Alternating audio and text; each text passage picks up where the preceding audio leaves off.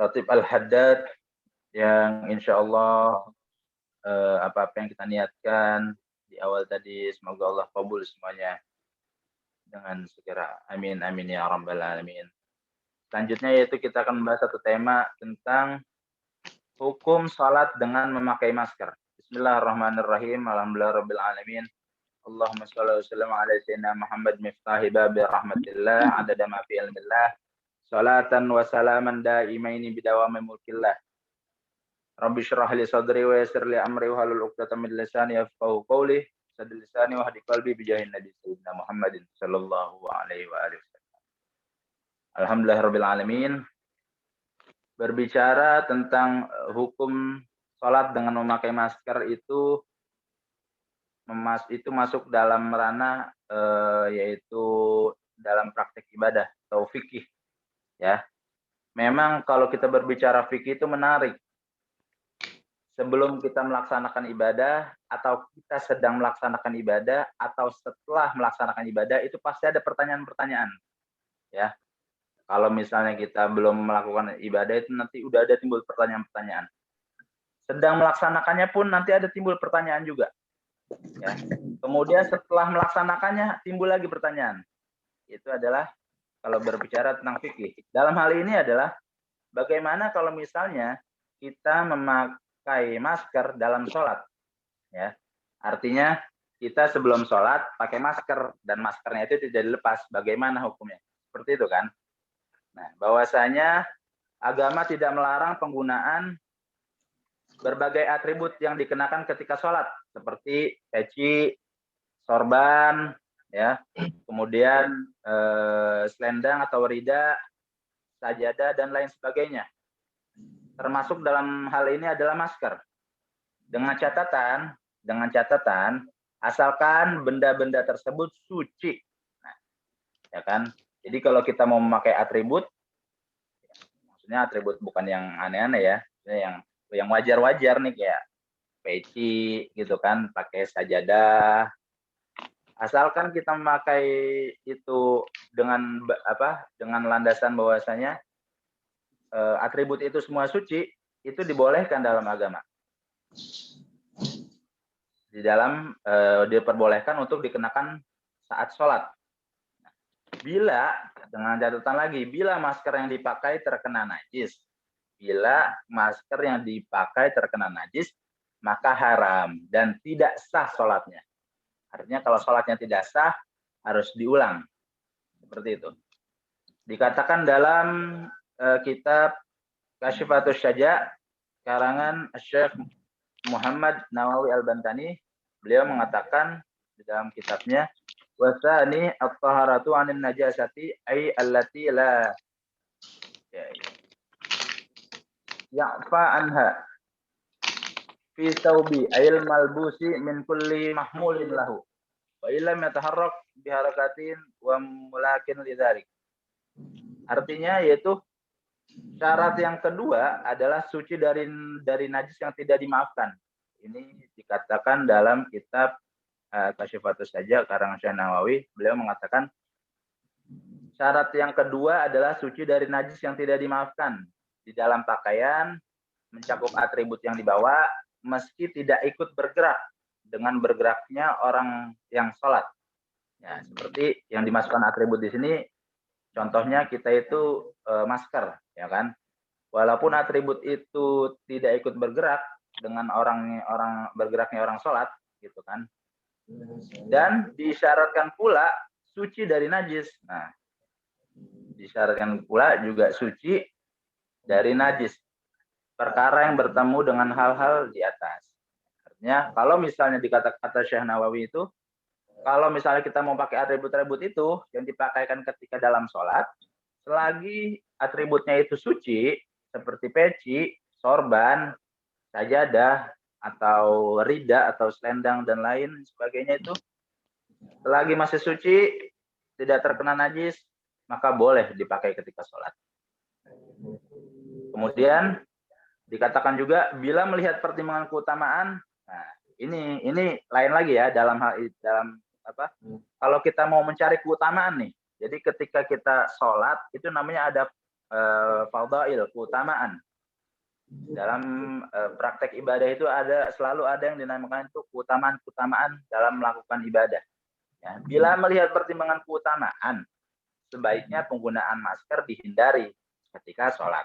Bila penggunaan masker dapat menghalangi terbukanya hidung secara sempurna saat melakukan sujud.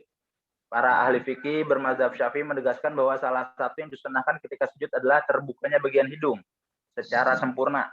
Lain halnya bila dalam kondisi darurat, misalnya mencegah penularan penyakit yang mewabah. Nah, contohnya seperti sekarang ini yang kita alami nih. Kalau misalnya kita sedang tidak dalam keadaan wabah atau bukan pandemi, normal nih, berjalan dengan sehat nih kegiatan kita. Artinya tidak ada virus, tidak ada apapun. Diutamakan kita nggak usah pakai penghalang hidung atau masker dalam hal ini. Karena apa? Karena terlihatnya hidung dan ketika sujud hidung itu menempel ke tempat sujud kita, itu adalah sebagai keutamaan dalam ibadah sholat. Salah satu menjadi keutamaan dalam ibadah sholat. Tapi kalau dalam hal ini kita sedang melawan pandemi, melawan virus, untuk menghalangi virus itu masuk ke dalam tubuh kita, itu sungguh malah dianjurkan kalau misalnya konteksnya itu sedang wabah seperti ini.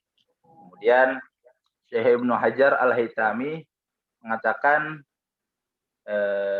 di dalam kitab Al-Minhajul Qawim, wa yusannu fis sujudi wada'a rukbatayhi awalan littiba'i wa khilafi mansuhi ala ma fihi thumma yadayhi thumma jabatayhi wa anfi ma'an wa yusannu kaunuhu maksyufan qiyasan ala kashfil yadaini wa yukrahu mukhalafatu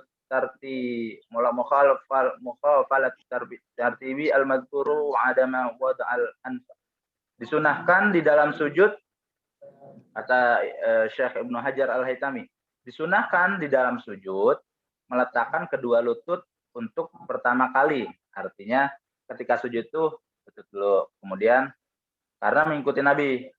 Nas hadis yang berbeda dengan anjuran ini dinas atau direvisi menurut suatu keterangan. Kemudian setelah dengkul ya, meletakkan lutut, kemudian meletakkan kedua tangan ketika sujud, lalu dahi, jidat, dan hidungnya secara bersamaan. Nah, artinya adalah ketika kita sujud, anggota-anggota tadi itu harus menyentuh lutut kita, menyentuh tempat sujud ya, dua tangan kita dibentangkan atau direnggangkan gitu, kemudian jidat kita dan hidung kita, dan disunahkan hidung terbuka tuh, dikatakan dalam kitab ini disunahkan hidung terbuka karena dianalogikan dengan membuka kedua tangan. Nah, jadi membuka kedua tangan itu sama halnya ketika kita membuka hidung kita, jadi sama-sama disunahkan menempel gitu loh ke tanah. Kemudian makruh menyalahi urutan yang telah disebutkan. Artinya kita nggak boleh acak duluan. Artinya kita inian dulu, jidat dulu yang ketika sujud. Jadi tangan, lutut belum. Kita langsung tahu ya, jidat dulu kita taruh tanah. Itu menyalahi aturan. Jadi harus sesuai urutan. Demikian pula makruh tidak meletakkan hidung. Nah, artinya ini berbicara tadi keutamaan. Ya. Ketika tidak pandemi, dimakruhkan hidung itu tertutup ketika sujud. Makanya kalau kita orang-orang perempuan di Masjidil Haram pada tawaf, ya kan, tawaf sholat itu mereka membuka niqabnya. Karena dimakruhkan ketika sholat itu memakai cadar. Nah, konteksnya kalau sedang tidak melawan virus. Kalau sekarang kita ini sedang melawan virus dan kita tetap harus sholat berjamaah, sholat Jumat dan ibadah yang lainnya, malah dianjurkan memakai masker. Tujuannya agar menghalau virus itu agar tidak masuk ke dalam diri kita. Tentunya kalau misalnya masuk ke dalam tubuh kita, jadi malah menambah mudarat pada diri kita. Ya, itu adalah ini Zoom yang dikatakan oleh ulama-ulama kita bahwasanya terkait tentang penggunaan masker dalam sholat. Memang tidak diperinci, artinya tidak diperinci ada satu pembahasan di dalam kitab tentang memakai masker dalam sholat. Tidak ada bab seperti itu. Hanya saja kita menyamakan konteksnya. Kalau misalnya tadi konteksnya itu tidak dalam keadaan pandemi, itu kita disunahkan hidung kita terbuka ketika sholat. Ya, tujuannya kita biar mendapat keutamaan sujud. Salah satunya itu disunahkan menempelkan hidung ke tempat sujud kita. Nah, kalau misalnya konteksnya itu sedang pandemi seperti sekarang, justru malah dianjurkan menutup hidung. Mungkin kiranya hanya itu yang dapat saya sampaikan. Insya Allah kita bisa bertemu di hari-hari esok. Apabila ada yang ingin bertanya atau mengobrol, ya, karena kita juga termasuk dalam tim psikologi, silahkan hubungi saya bisa atau rekan saya Ustadz Ahmad Roziki.